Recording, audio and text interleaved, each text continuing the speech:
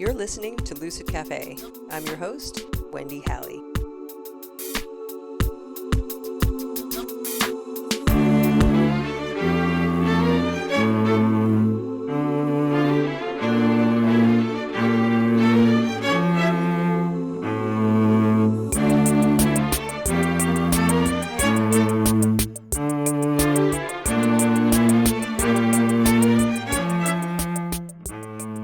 Hi, thanks for joining me.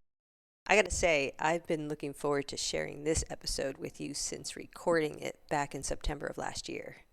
But before we dive in, I want to share something a little more personal. So I wrote a novel called Raven's Daughter, The Story Keeper. And while it's fiction, it was inspired by some really intriguing shamanic experiences I've had and a question I haven't been able to shake. What if the confusion, the distortion, and division we're experiencing isn't random? What if it's something we've been living inside of for a very long time?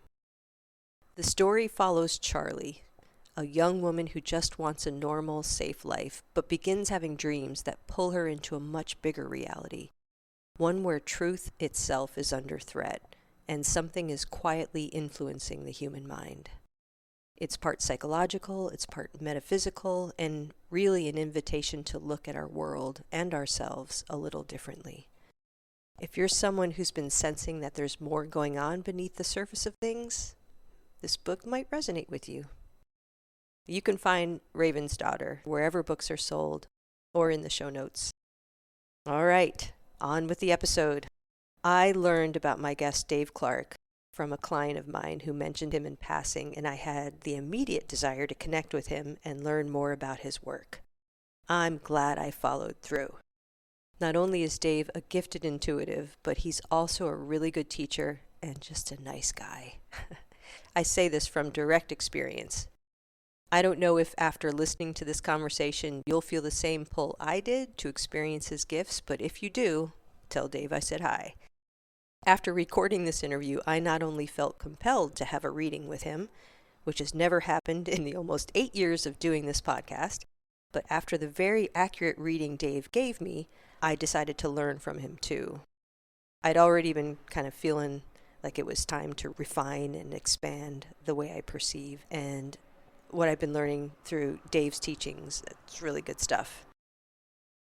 So in this episode, Dave talks about his work as a clairvoyant reader, healer, and teacher, as well as his background and extensive training. For example, in 2013, he began intensive study with Michael and Raphael Tamura through their Seers Healers Apprenticeship Practicum Experience, or SHAPE group, and completed his clairvoyant training program at the Intuitive Awareness Center in Georgia, Vermont. So please sit back and enjoy my conversation with Dave Clark. Dave, thanks so much for joining me. Thank you. I appreciate it. Thank you for having me. Absolutely. I don't know much about your work other than you are an intuitive. Mm-hmm. I'd love to hear what it is that you do. How do you work with folks? Yeah. Well, I kind of call myself a clairvoyant reader, healer, and teacher. So in the one-on-one sessions that I do, which are all over the phone, basically I just look at the energy in relationship to whatever area of life they want me to look at and see what shows up.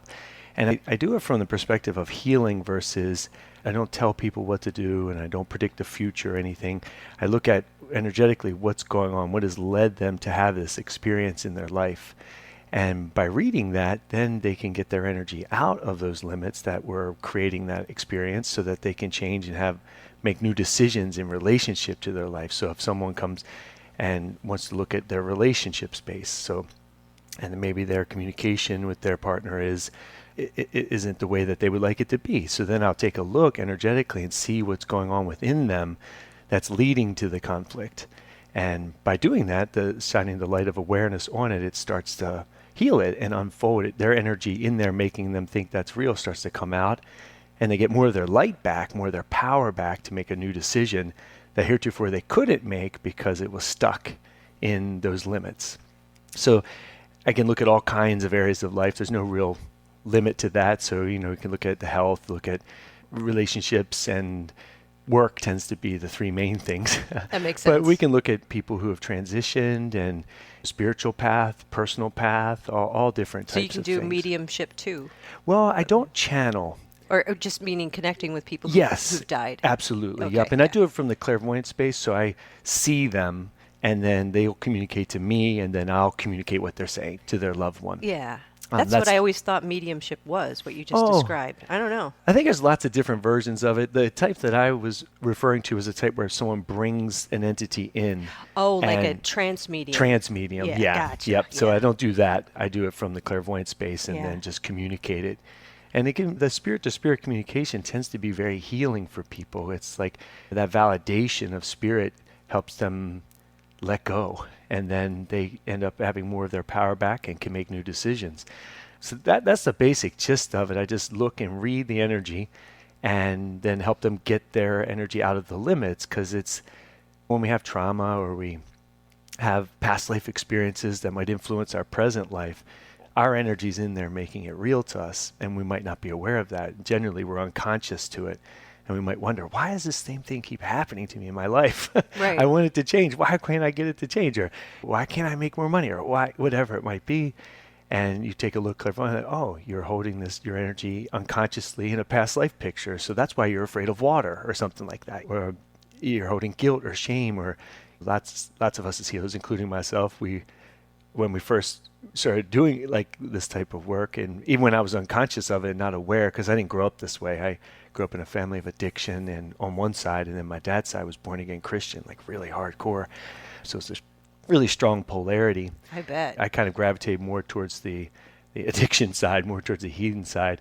I wasn't aware that I was psychic or, you know, clairvoyant at the time. When I look back, I can see, but at the time, I played basketball to help manage all that energy that I was picking up psychically and not aware, and I drank to get out of the body to manage all that stuff. Yeah. So once I had a daughter who was severely disabled, and she had a birth injury and didn't walk or talk her whole life, and that just shifted everything. And then within 9 years of like trying to heal her and do everything I could, and You yourself, or just yeah, working with the medical system to try to help her? well, I didn't realize I was trying to heal her at the time. I That's see. like Oh, after the fact I realized I was doing, like I spent 3 to 6 hours a day with manual therapy that I learned from other people to apply to try and help her release some of the spastic quadriplegia she was in. She was very bound. oh man. Um, Okay.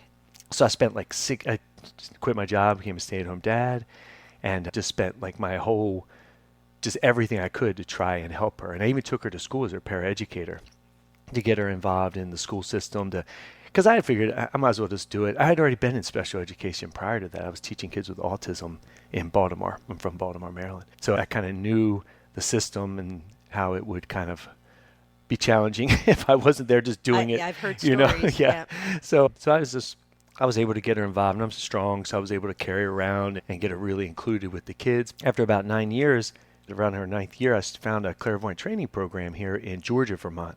It was run by Dr. Gail Myers and Gwyneth Flack, and I thought, man, if this woman who's a physician believes enough in this to teach it, I gotta give it a try. Maybe it'll help me communicate with Ella a little bit better. But it turned out to be about my own spiritual path, and I realized I was already communicating with Ella really profoundly. So then that catapulted me, and I've been studying clairvoyance and taking lots and lots of classes for about 14 years now. And I studied for about 8 years before I started giving paid readings. And even when I started then, it was on a part-time basis. I was just doing a little here, a little there, and I was working as an early childhood special educator.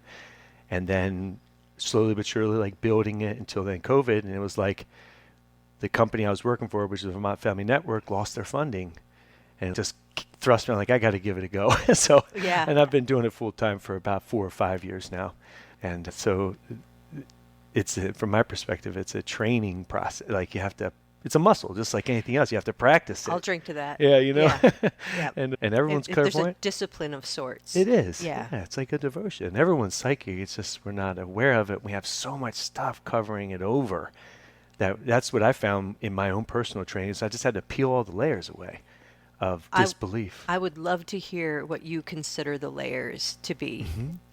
Well, some of them, they're it's just being born into this world generally. That we just get born into a world that doesn't believe.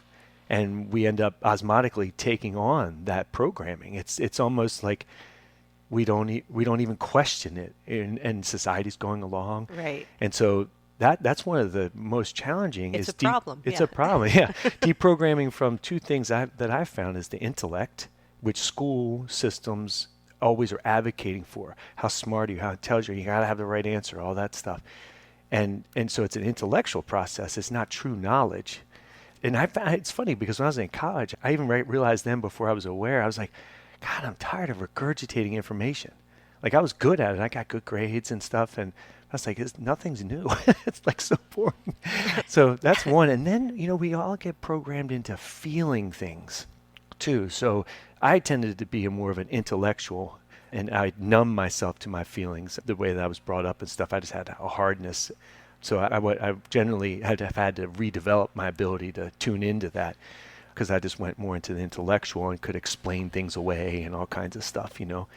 But other people get programmed to feel everything, and they have to feel it to make it real. And so, but that's generally based off the physical. That's not based off spirit. Our second chakras and our fourth chakras aren't programmed to make spirit more real than the physical. They're programmed that the physical is more real. And that's what Ella taught me through her dying process and her life. Like one time I was wheeling her into an assembly at the Champlain Elementary, which is in Burlington, Vermont. And because of the crowds and stuff, I'd either get there first or last. And so this time I was like, to get there last. And we walk in, and I swear all 400 heads turned and looked at Ella. And I thought to myself, I can't command that kind of attention. When I walk into a room, I thought, holy moly, she's already communicating way more profoundly than I realized until that moment. And then when she passed, I had a really kind of miraculous experience of, I was holding her, and my wife was sitting next to me holding her feet, and my wife said, she's gone. And I turned and looked, and she was gone. But then the veil literally went down, and I just went right over to the other side, and I saw Ella being greeted by 3 beautiful light beings, and it was just miraculous. It's so hard to talk about because it was timeless yet celebratory. It was still yet like it was a college graduation with people throwing their hats in the air. It was just unbelievable. And so right then at that moment, I'm like, I know there's no one that's ever going to tell me we're not spiritual beings and eternal. Like that solidified Once it for me. you have that direct experience, no one can take that away from you, right? That's right. Yeah, I had a woman on the podcast years ago. She wrote a book about shared death experiences. And that's what it sounds like you had. Yeah. What I realized is I kind of went through that death portal with her and went to the other side with her. And then of course, I was sucked back in and the veil came down and we're all crying. And it took quite a long time for me to deconstruct the identity I created around being Ella's dad. So that was one of my biggest growth experiences. Was I didn't realize how much energy I was putting into my identity as her dad. And yeah, I am her dad, but I'm also way bigger than that. Yeah. And the only way that I've, from my personal experience, to reconcile the death of a child and being able to truly transcend the grief is to become clairvoyant, psychic. You have to see clairvoyantly, which really just means discern, right? Discernment, discern the truth from the lie. And without that, I don't know how anyone could transcend it, because you'll be basing everything off the physical, and the physical's not there anymore. So that's how I started to learn how to make spirit more real, because it truly is more real. It's where everything manifested from here comes from, by building my relationship with Ella out of the body and recognizing that she didn't go anywhere. It's just the veil. It's just like she's right there. Yeah. But you have to use your clairvoyance, your sixth chakra. Tune your focus. Yeah, tune your focus to where she is. That's right. Yeah. And then you recognize, the relationship never ends. But the heart and the second chakra go, well, where is she? She's not there in the physical anymore. And we spent a lot of time, caring, giving her, changing diapers, feeding her, and all that stuff, because she couldn't walk or talk. So a lot of intimacy with that process. Yeah. And so you again unconsciously got programmed to need that, that feedback. And so that my whole training of clairvoyance helped me deprogram that, so I could see more clearly what was really happening. Then I could also see the value of her birth and death versus the tragedy of it. And so it was really a miraculous experience. And when I looked back in my incarnational experiences, I've seen at least 2 other lifetimes where I lost children. So maybe I'm a slow learner. It took at least 3 lifetimes for me to get this awareness of the eternal nature of spirit and have the experiential reality of that, not just the intellectual concept of it. Right. Being able to really see it and have that certainty that it is there and it's eternal, and it's just the programming of this illusion that gets us tied into it, and we don't believe in it. So then, was that the initiating event when your daughter died and you had that shared death experience with her that started you on this path, or was it already happening? 2 years before she passed, I started my clairvoyant training. Okay. So I had, and that program, generally a clairvoyant training program like in the past, with the lineage that I'm in, which is the Berkeley Psychic Institute lineage with Bostwick and Michael Tamora and some other people. My teacher was Gwyneth and Gale, but then I studied in the advanced programs with Michael Tamora, who was in California, who died a couple years ago, just recently. But usually it's a 1-year program, and it's like 2 classes a week for 1 year. But because they were appealing to professionals, spread it out over 2 years. So I really just completed my clairvoyant training program, and Ella passed. So you were kind of primed. Yeah, it kind of opened for up. that experience. Yep. Yeah. Yep. And but it still was really much the beginning.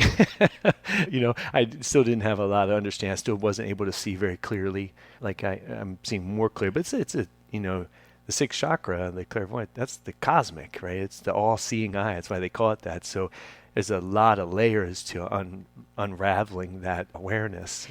Yeah. I mean, because you hit on something that I've been hyper focused on lately too in my own practice, and actually just wrote a book of fiction about this idea that just how top heavy we are in our culture, meaning that we're highly intellectual, we're very cognitive focused, wanting to understand and use logic. But the thing is that part of us is very vulnerable to deception, because we, like you were pointing out, with the beliefs that we have that aren't necessarily serving us or closing doors for us, that we can get stuck in our heads and have the illusion that we can control things by problem solving the hell out of them. And then we find ourselves stuck all the time. Yeah. And I find that even people who are very emotive are more, and I don't know if this is the case with the folks that you've encountered, or maybe your way of looking at things, but that even those of us who have access to our feelings, it might be more from a reactive place than an actual perceptive place, because to me the body is the perceiver, and so it also is the source of emotions and feelings, and if you have so much mental noise, it's really hard to perceive. It is. Yeah, which is probably what you're dealing with when you're training folks. Yeah, my level 1 class is all about stilling the mind enough so that you can access what's there all the time. It's a problem, huh? It For is. all of us. All that noise, All it of just us. drowns it out, because the world's so loud. It's so loud. It's getting louder. It is, especially with all the electronics and stuff. Yeah, and to your point around the feelings and the emoting, not all things that feel bad are bad for us. Not all things that feel good are good for us. And I always use a really extreme example, but heroin, everyone knows, feels great, but it's not going to be good for you in the long run, right? Right. It's the same with lots of other feelings, like spiritual growth sometimes can feel awful because you're letting go of the ego. Frequently. I don't know if it ever actually does not, it does feel awful, pretty much all everyone. the time, because you're in for all that of us. growth. It's like so intense. Because you're bumping up against what's getting in the way of you. You gotta let that go, and that generally doesn't feel good. No, it doesn't. It doesn't, because it's usually wanna. childhood trauma or past life trauma or the programming, the ego's screaming at you. No. Yeah, this like is real. your identity. It's you're bumping up against. Well, if this is who I am. Yep. And then the spiritual experiences challenge that. Yep. Or want to intense. reinvent it. Yeah, it's just like with me with Ellis passing, birth and passing. Like part of I realized when I look back is I was one of those healers that was like all or nothing. Sacrifice yourself for everything, and give it your all. And but I recognize I'm not supposed to heal everything. It's not my responsibility to heal everything. Because sometimes if we heal something from somebody, they may have taken away their opportunity to learn and grow. That's a great point. So Yeah. it's like that's why like the discernment is really important to be able to read and see. A really good example is like with my wife. I'm not supposed to be healing my wife. She's finding her own path. And when I started this stuff, clairvoyant training early on, I was like, oh, come on, you got to do it. I was so excited about it. And I was like, you got to look at the pictures and the limits. And she didn't like that at all. And so I realized early on, I have to let her have her path. It's like I'm gonna waiting have for mine. the invitation to. Yeah, that's why like when people who schedule readings, that's the invitation. They Exactly. want what I have to offer. Exactly. Instead of me But trying soliciting it, yeah. yeah. Instead of like trying to give it to somebody who doesn't want it, which is then where generally What- we get pummeled. And then you're bumping up against an ethical dilemma where you're offering something that's not being Exactly. requested. Yep. And someone's obviously not ready for it because otherwise they'd be requesting it. That lesson's tough. That lesson for like in family dynamics is really tough when you can like, for me with my brothers in addiction, I have a brother who died of a heroin overdose, and you Man. just see them going down that track. You and know so, where it's going to go. yeah, and in the beginning, I'd like, come on, I take my brother hiking all the time. We go on these week-long trips to national parks, and it turned into be like a detox tour each time, and then he'd go right back to it, you know. Yeah. And eventually, I realized, I can't heal him. I'm not supposed It's to. heartbreaking. Yeah. So Yeah. it's a tough lesson, but Yeah. it's like even on that level, you're giving them something, the healing that they don't want. They're not ready for. And so it actually exacerbates their pain that's led them to the addiction. So it highlights it because all that healing energy is going and poking them.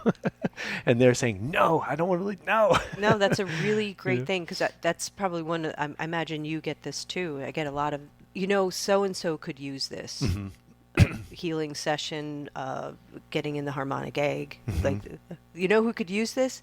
My husband.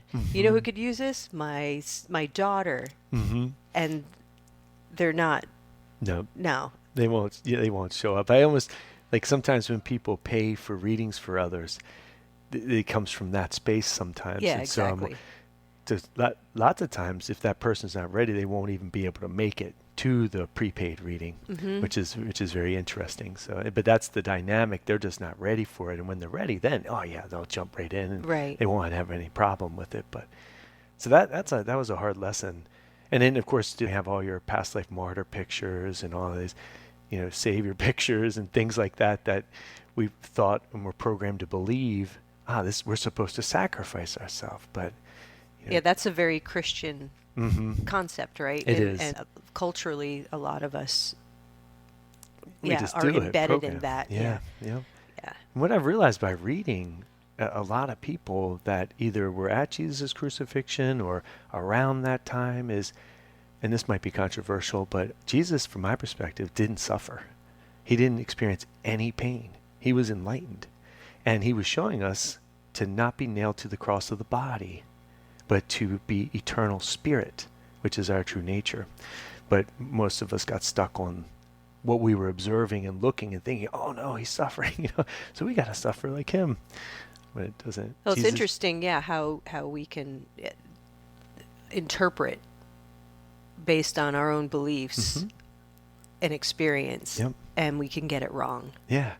Especially at a different level of consciousness compared to like an enlightened being versus us as a non-enlightened being. Well, yeah, how You know? can you have an enlightened perspective from an unenlightened place? Yeah. Which is where I sit. Yeah, me too. We're learning slowly but surely. Yeah. I have the T-shirt to prove it. Yeah. That's great. Yep. So you've done a bunch of training, and so now you're doing readings for folks long distance. I'd love to talk a little bit about how you perceive when you're doing a reading. How would you describe that? Great. So I'm in a what you call meditative or trance space. So I do all the readings with my eyes closed, and I have a whole kind of like setup to find my space and be centered in the center of my head, which is where the sixth chakra is, and that's our clairvoyance. So, and then from there, like when somebody starts, I start to look at them spirit to spirit, so I start to, that's like a spirit to spirit hello. It's a type of communication. And as they're talking about whatever question they have that they want me to look at, it's just things start to light up in different areas. I'll see some bright colors, which is their positive energy and what they're looking to embody more, to make different decisions or to move forward in their life in whatever area.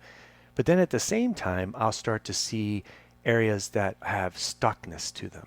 There's no movement in the energy field. It's just kind of like a stuck, and that can look a lot of different ways. So sometimes in the aura, you'll see a swath of energy that over here it's moving, but over here it's just frozen. And as they're talking, what I'm looking at is what within them has created this experience. And that starts to light up the kind of, and generally it's not just one area, it's usually an energetic structure that can go across many chakras and different layers of the aura and stuff. It's generally not just like one place. But there are core anchoring points to the energetic structure that might show up in, like yesterday I've read a woman who has sleep apnea, and we looked at what was going on energetically, and you'd be surprised what goes on energetically in relation to sleep apnea. It almost has nothing to do with the physical. It's always the physical manifestations are caused by spirit making decisions over long periods of time. So patterns of behavior then lead to the physical expression of whatever disease it is. So to heal the physical, generally you have to look at the pattern of decisions that have been made that at the time they didn't realize would lead to that, but it has led to that. So when someone's looking at that, we look, and so we did a healing, and she told me yesterday she has a watch that she monitors it. So it's gotten better. Like she's not waking up as much. So that was pretty cool. That doesn't always happen, but that was one of the, like a validating experience. So then I would start to look at, okay, the core of it, and then move from that area, and we read that. So if it's a fourth chakra thing, we start reading at that. It has to do with affinity and experience of oneness with, and where we're out of affinity. And it's very specific to the person. And so that could highlight childhood stuff, or it could highlight relationship with mom, dad, whatever. How are you getting this information, though? So you're seeing it as colors, so energetics in the person's biofield. Yep. And then you're interpreting it based on the map of the chakras, and then, or are you getting information? I'm getting information. So it's like reading a book. Okay. So all the colors and all the hardness has information in it. Okay. And that part comes from your knowing the crown chakra. So you see, but then you know what you're seeing. So there's no. This is the training part, is to get out of that intellectual part you're talking about. It needs to like figure everything out. That invalidates spirit, because you're no longer having the experience of spirit. Now you're thinking about it, and you inadvertently invalidate it. So if I saw something and then tried to figure it out, I'm not seeing anymore. It goes away. It literally goes black. I won't see. So it's kind of have to get out of your own way and just let it come in. That's more of a very receptive experience, and then I just translate it as best I can into words back to them. So sometimes that can falter a little, because what I see sometimes can be a little bit challenging to describe, and the words might not line up accurately, because words are just symbols to point towards a truth, but they're not actually the truth. So it's a process.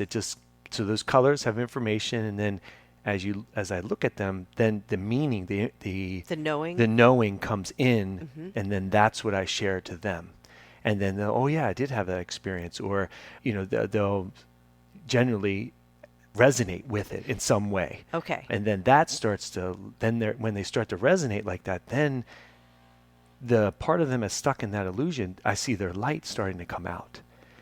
And then because awareness is brought to it. Light of awareness is brought to it. So the light of my awareness is saying the light of their awareness that's stuck. Okay. And not aware that it's stuck.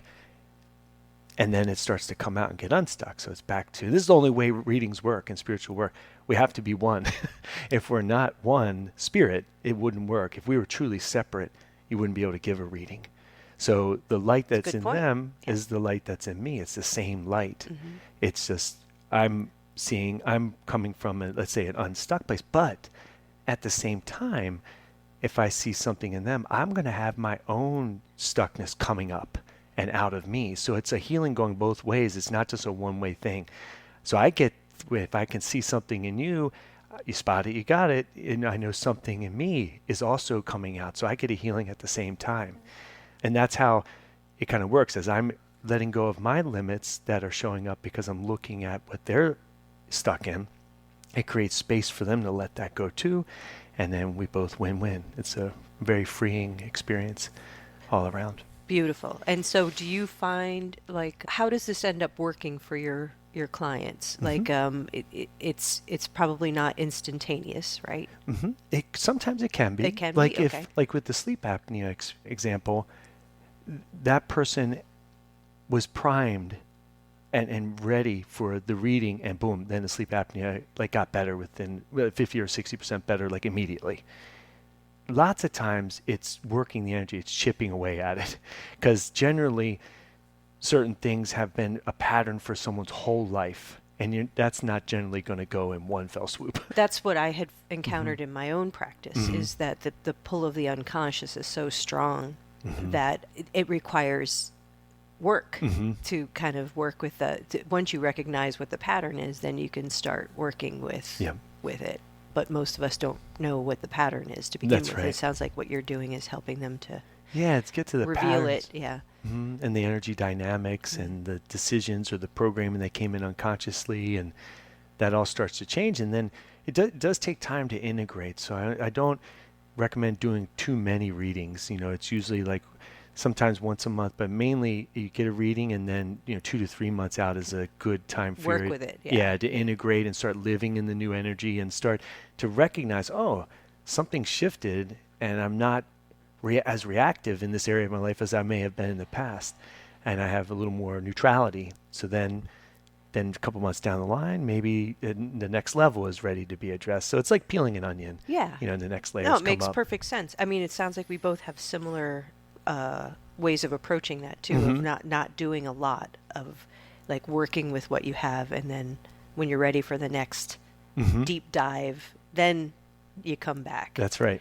Yep. Because you can distract yourself by doing too much. You can Yeah. like lose the richness of the first session Mm-hmm. if you go into the second session and then follow it with a third session Mm-hmm. in quick succession. And then you're like, all of that rich information is just Yeah, you'll be in such a growth period. Generally, it'll be the person will experience it, from my experience, as very like it's not working anymore, because it's too it's much. too much. It's overwhelming. Yeah, it's Yeah. overwhelming, and the growth from that can be very, on the physical level, very uncomfortable. Mm. So it's like finding that sweet spot of like the Goldilocks principle, just enough, and Yeah. so just hit that spot each time. And of course, that takes a lot of practice. That's not easy to do. But I understand the motivation behind wanting to move through it. Like once you decide you want to heal, it's like, I want to get it all done Yeah, right now. yesterday. Yeah. And generally fear drives that. they A good point. they want Yeah. to get rid of it, and so that's the type of resistance that will actually impede them from letting it go. Because and that's the way I was. I was all or nothing, and my teachers had to regularly slow me down, because I was just, I gotta. But that's coming from that space of I'm not enough. Mm. I gotta be better. And what I've learned is self-realization, or the discovery of the self, is not a destination. It's a discovery of who you've already always have been but forgot. So it's like an unfolding? It's an unfolding. Like when we experience spiritual growth, that's a little bit of a misnomer, but we'll experience it that way if we have, let's say, like we have an awareness of where we are, and then now we have a greater awareness. So we experience it as if we're growing. But really, when we have that greater awareness, we've just uncovered the limits that didn't give us access to that awareness in the first place. It's always been there. It's just we weren't aware of it because of the limits that we put our energy into and believed in. So it's like it's always there. We always have access to it all the time, but we're not aware of it. So then when we become aware, we experience ourselves as growing, but it's been there the whole time. So we just Another have to, good point. Yeah, we just have to exactly. discover who we are. And Yeah. that's tricky when most of us get programmed to believe we're a body. Like when I was young, I got programmed to believe I'm an athlete, I'm a basketball player, and I wanted to play professional basketball, and I wanted to play Division One. I ended up playing Division Three, and I'm in the Hall of Fame, and I'm all-time leading scorer and all-time assists and things like that. So That's cool. Yeah, I can look back and say, But that's cool. not who you are. No, it's not who I am. But we all have Fully. Right. I was partly that. Put a lot of my creative energy into that, but it was very limiting. And as you expand, it's just become, from my experience, it just becomes more and more amazing. Like reality is like stranger than fiction. Well, let me tell you, yes. It's complicated, isn't it? It is. It's not this material, physical realm. Nope. It's much more than that. It's a very part of vast. it, but yeah. And it gets really exciting when you start exploring the vastness and all the possibilities that exist within reality, especially during this particular time on planet Earth where it's a bit challenging. It's, I would say, a little bit bitter of a challenge. Yeah, yeah. I've been given some readings. It takes a lot of courage to incarnate during this period, especially as a healer and someone who's focused on more spiritual growth like you. And it takes a lot of courage to be here because this is a massive change in shift. But the old is going to fight and want to hold on for dear life. So white knuckles. Yeah, it's gonna look probably pretty ugly for a while before it gets better, but the old has to fall apart, and that's what's going to look ugly, so that the new can be rebuilt. But there needs to be healers present for that, so that it doesn't get too ugly. That kind of help with the process? Yeah, Okay. To help move it along. Yeah. So I'd be curious, now that we've kind of opened this door a little bit, do you have a perception of what we're actually experiencing at this time on planet Earth? Well, from my experience, it's just a growth towards, and people use the term Age of Aquarius or things like that, but it's just a movement towards more enlightenment as a global experience. And even like with the internet and stuff, one thing it's distracting on one level, meaning you don't know what's true lots of times. Really? I hadn't noticed. Yeah. So you have to use your discernment. That's what I wrote a book about. Did you? Yeah. But there's access to information, too, to recognize that it's not true also. So you can't, like in old, in monarchy systems and things way back, it was like blindly believed. The Pope says this, everyone's got to do it. The king says that, everyone's got to do it. And we were very much powerless and a victim. And now at least there's a lot of questioning. There's a lot of, and some of it, of course, that brings out a lot of anger in people. But a little bit. We're moving towards that age of enlightenment and a type of reawakening of our Atlantean consciousness. That one of the tragedies of that was that we lost that awareness. It went kind of underground. So all this conquer and divide energy that's out there is very similar to what divided Atlantis way back when. It's very sly. It's I always like to describe it as like water in a crack, and it just keeps going in, and that crack gets bigger, bigger, and bigger, and by the time we become aware it's a crack, and now the whole part of that building has fallen off, and that's the nature of this conquer and divide. It's like a liquidy black that gets in there and splits everybody, and so when we have to make new decisions, how to relate to that black, how to relate to that conquer and divide, and not make the same decisions we've made in the past that will lead to the same outcomes. So it's a very active process of creating the light and being here in the world, but not of the world. And whatever we, quote, do in the world, as long as we're shining our light and we're being ourselves, that will start to create a field that everyone can kind of tune into more and more. And then eventually there'll be enough that are tuned into that, and then the darkness won't have any power anymore because enough people have gotten out of it and know how to relate to it, recognize it's not really real. Our resistance to it is what makes it real to us. So we can't fight, right? Because if we're fighting them, then we've become them. They're the ones fighting us. So it's a tricky thing. It is. It is very tricky on so many levels. Yeah. And it seems like it's what you're also helping people to do is helping them to see that reality is much more than what you just described. Mm-hmm. That Exactly. it sort of opens things up, at least from my perspective. I come from that more indigenous philosophy where Mm-hmm. I really am drawn to the idea that this is the dream. Mm-hmm. This physical reality is the dream. Yeah, That truly is. another part of us is dreaming into existence. Collectively, we're all dreaming this into existence. Mm-hmm. And that helps give me, whether it's true or not, helps give me a little distance from some of the nonsense that we humans can engage in and create. and the harm. It's amazing, right? It's because we could also do the opposite, right? We could create all the love too, but those egos are, and that divisive energy is tough. And so, like, part of what I help people realize is that they're the cause and creator of their experience, and they can change that. They might not know how, and they might not recognize it, but when you're able to get to the unconsciousness and let it go, the way you relate to something changes. And I always like to use a quote by Rumi, and I'm paraphrasing, but he said something along the lines of, when I was young, I tried to change the world. Now that I'm wise, I change myself. And by changing yourself, the world changes. It truly does. But we get programmed to blame. Oh, you did this to me, you bastard. Yeah. And then we're stuck. Yeah, but we're in the victim mentality, That's which right. is a very powerless position to be in. Yeah. But I'd like to suggest it's optional. Mm-hmm. Yeah, that's a great way to put it. It's definitely a choice. It's definitely optional. But it takes a long time to realize that, right? It's not, at least for me, it did. It took a really long time with lots of classes. Like I probably took between 30 and 50 classes a year and did retreats 2 to 4 times a year for about 10 years.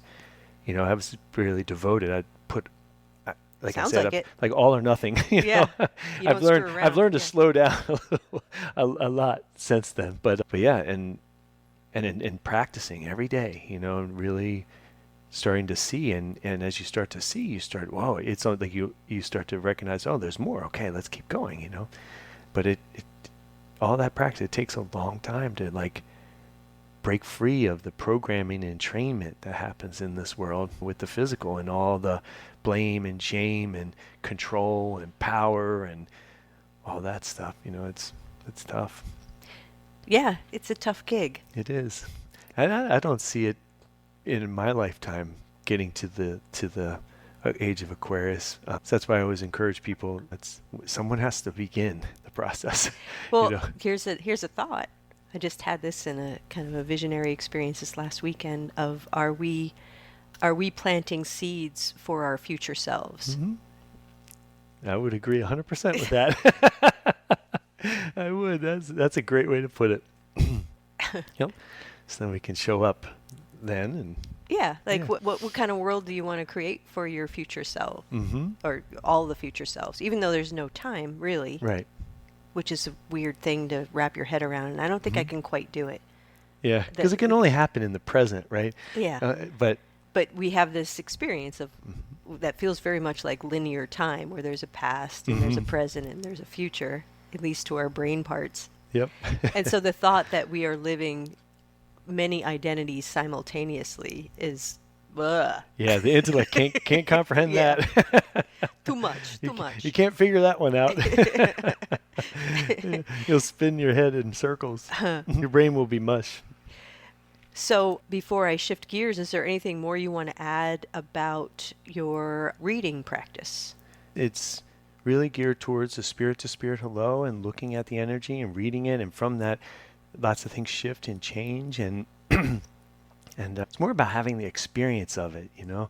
It's hard to talk about because the experience of it's so much more than what you can speak about with it, but I could imagine. yeah, but Yeah. it's yeah. I'm intrigued. Yeah. It's very cool what Yeah. you're doing. Yeah. So how about training? Do you train people how I to do. become clairvoyant? When I teach the same way I was taught, so I basically, what has worked for me is what I teach, you know, and from my direct experience of what has worked. If I haven't seen something myself clairvoyantly, it doesn't mean it's not there. I just don't teach that because I don't have that awareness level yet to be able to teach that. Like I wouldn't teach channeling a being through your body, even though I know it exists and I know it can be done, but I don't Yeah, have that don't wouldn't have make sense that you wouldn't would make teach sense. something that you don't know how to Yeah. teach. So I know, yeah, in terms of the clairvoyance. So basically the way I teach is to empower people to start to see for themselves and trust themselves. So it's not That's a tough one. it is. It's really tough because Yeah. lots of times people come and they have the old teacher has the answers, student learns from teacher. Or if they have some strong past lives, they could have a guru type of relationship. Yeah. And even though guru means teacher, it's gotten really distorted. It's pretty And loaded. yeah, it's pretty loaded. So I'm very clear about don't just blindly believe what I say. Take a look for yourself and see, are you seeing what I'm talking about? Are you seeing something different? Are you seeing something more? And first step, validate what you see. And then from there, it'll expand and grow because in clairvoyance, it's what you see and more generally. It's not going to just end with one looking at it and that's the end all be all. It's like, it's a process of discovery and unfolding. Right. I was just thinking about the importance of discernment, Mm-hmm. like learning to discern the difference between kind of your wishful thinking when your mind kicks in when you're trying to do a reading or trying to read this level that you're working at.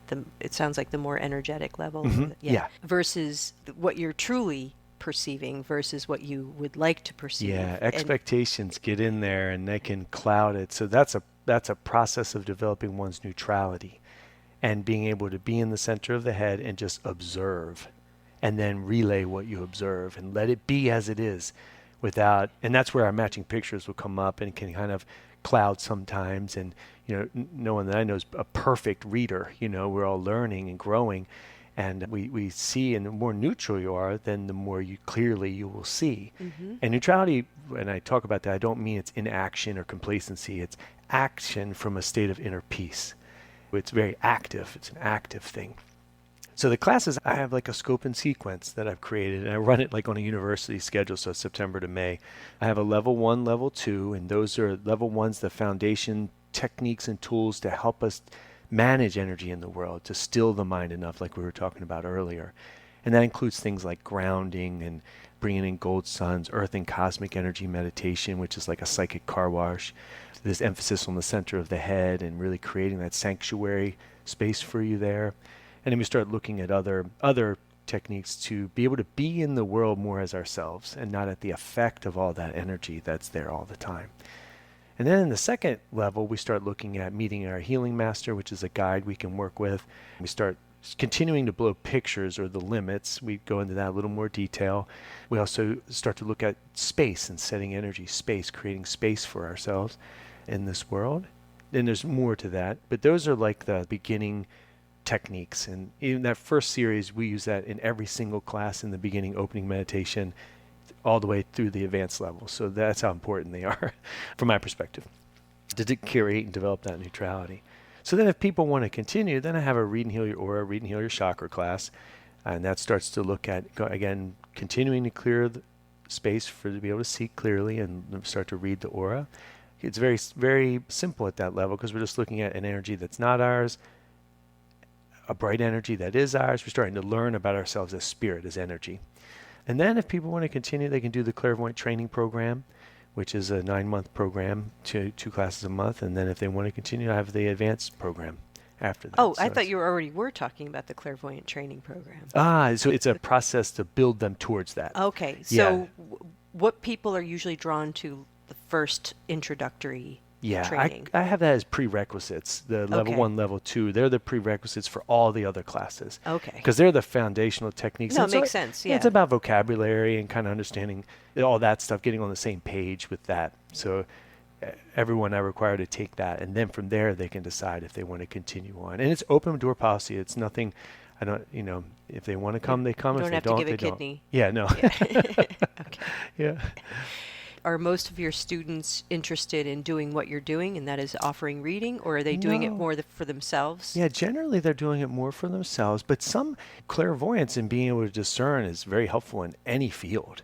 In the trainings that I did with Michael Tamura and with Gwyneth and Gail, all of them were professionals at some level, business and finance and lots of different levels. And then also some were readers and some were energy workers or craniosacral therapist or Reiki or things like that, and massage yoga or whatever.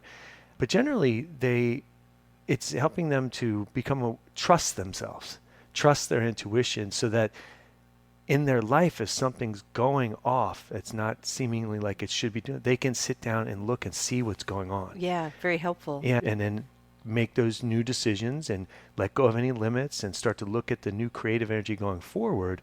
So then they'll know how to respond or create something new in that area of their life instead of reliving the same old pattern over and over again. And then some work with animals, and it helps them with their communication with the animals and things like that. So it's a variety. It's very versatile. Versatile, but I found it's very effective for everybody. And not everyone that does this stuff, it will be a clairvoyant reader. Some will, but generally they come for lots and lots of different reasons. But the main is they just want to have access to their intuition and be guided by that versus at the whim of what the world is doing or like whatever. You're in a pinball machine. Yeah, ding, ding, ding. Yeah. Like, so I'm going to go here. Yeah, instead. Yep. Yeah. Yeah. So they come from all over, and it takes time. That's one of the things I think we can struggle with, because we want to.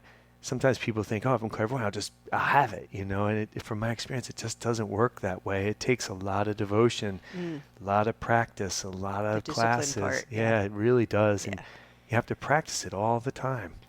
And the world is so distracting; it's hard to have it on 100% of the time.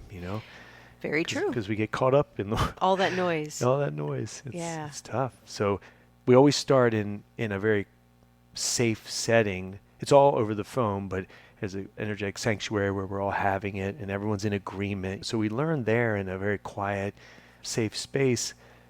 But eventually we all have to learn how to take it from there and apply it in the physical and have it all the time. That's a whole nother ball of wax, though, in terms of trust and being able to access that in the midst of all the chaos, But it does work.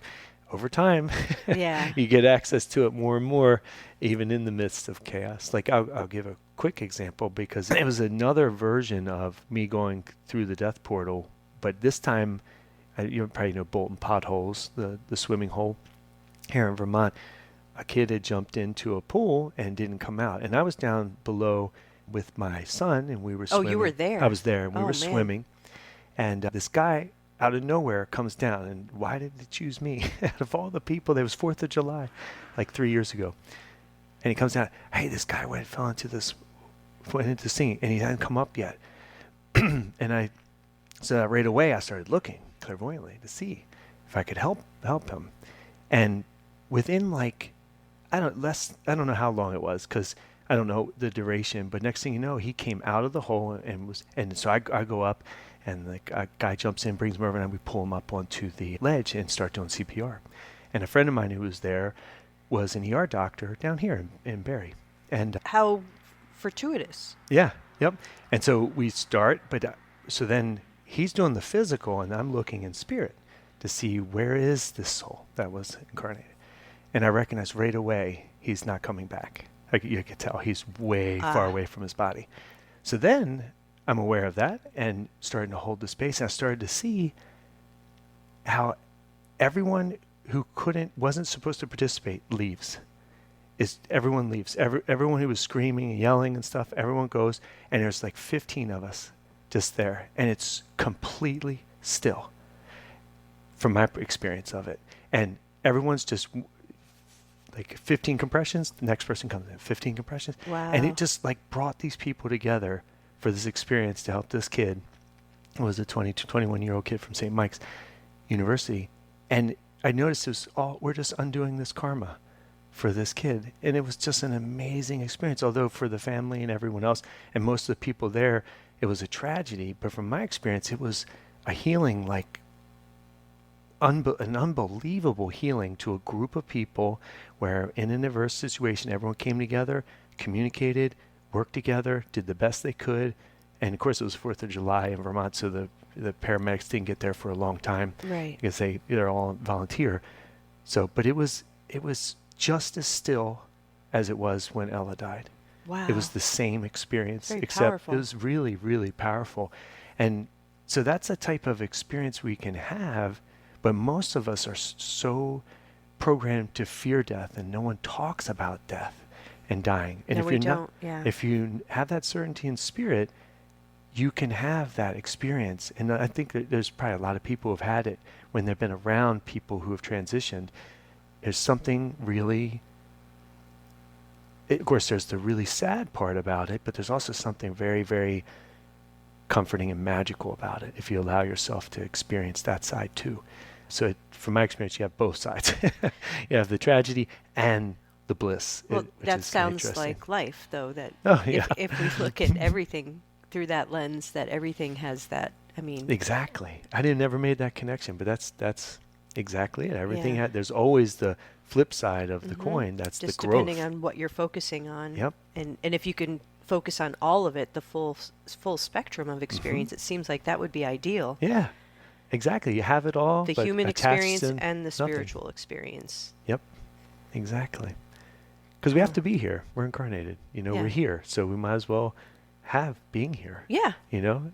And do our best to enjoy ourselves That's in the right. process. Yeah. I have. mean- It's saying it's like have it all attached to nothing. You can have everything and attached to nothing, so that if it goes, it goes, but you still can have it. It doesn't That's tricky. technically go. Yeah, it's tricky. I'm working on that one. But yeah, it's just like you say, enjoy. We're here. We're human. And if it is a dream, I mean, even if that's, again, not real, but if it is a dream, then that gives you, Yeah. it's like, how do I want to, Might as well create it the way yeah. you want it to be. And if I can be lucid in my dream Mm-hmm. while can I'm change here it. as a human, yeah, why, Yeah.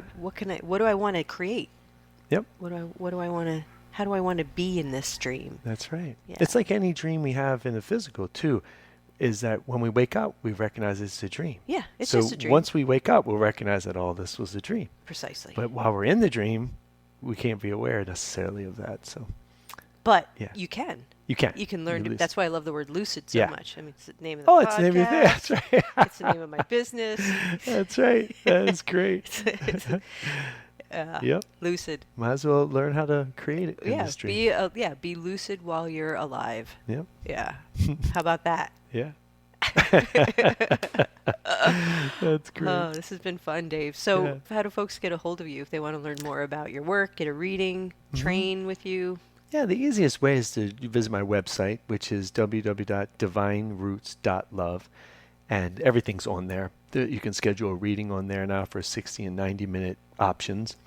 And then the classes are on there, which have started live already. The level 1 starts Monday, but they'll be beginning. But people can also purchase the recordings of previously taught classes if they'd like to do a self-study. Oh, okay. And then I'm always available to answer questions and kind of guide if they people go down that do road. Yeah. Generally, that road is a little bit tougher because in spirit, of course, there's no time, no space, so the energy's set. They're going to get the same amount of healing and information, but there's no time structure to hold them accountable. So you really have to be like a go-getter to do it that That's the way. downside of Yeah. a self-paced online course. Yep. Yeah. Yep. It tends to be harder to be committed to for whatever reason. But some people do it, but I would recommend the live, to be honest. But they can do it that way if they miss the beginning of it. Because I'm only one teacher. I have a Right. son, and so I only can teach so much. So I teach the level 1, level 2 in the fall, read and heal your aura, read your chakras in the spring. And then the Clairvoyant training program goes from the fall to the spring, and the advanced program goes from that. And then I take the summer off, and then we start again. Same Gotcha. So things. we are recording this in, what month is this? September? Oh, September. Yeah, September. just- Yeah, I'm sorry. Time. I mean, it's getting weirder and weirder.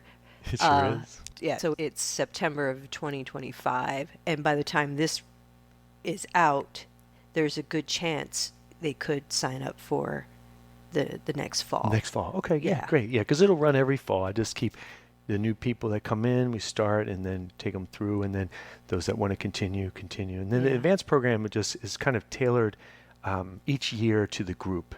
And the topics and information we study I just look and see what would be best to address. And because there's never a shortage of information I to can share. imagine. Yeah. So, I'm yep. sure that's always building too. It is, and it's helping them continue to look for themselves and see for themselves. So again, it's not like a Q&A type of experience. It's you look and trust yourself, and then we share out what we see, but there's no like right or wrong answer. And that's what we have to deprogram ourselves from, so that we trust what we see and we make decisions based off of that, versus having this dichotomy of there having to be a right way and a wrong way type Yes, yes. As long as you do it right. That's right. That's right. So that sounds like a really, I mean, I like that approach very much, where it's like, how do you learn how to become your own teacher? Yes, ultimately, exactly. right? That's right. Yeah. Yep. But we all need some assistance to get there. I don't know how on earth I would have been able to discover what I've discovered without some guidance. Well, we're not set up in our culture. Yeah, that's true. To kind of make sense of extraordinary otherworldly experiences. Mm-hmm. There's no context for it other than like maybe through the psychological lens of you're delusional, or you're right. you're losing your shit. Yep. So that's not a really positive spin on those things. No.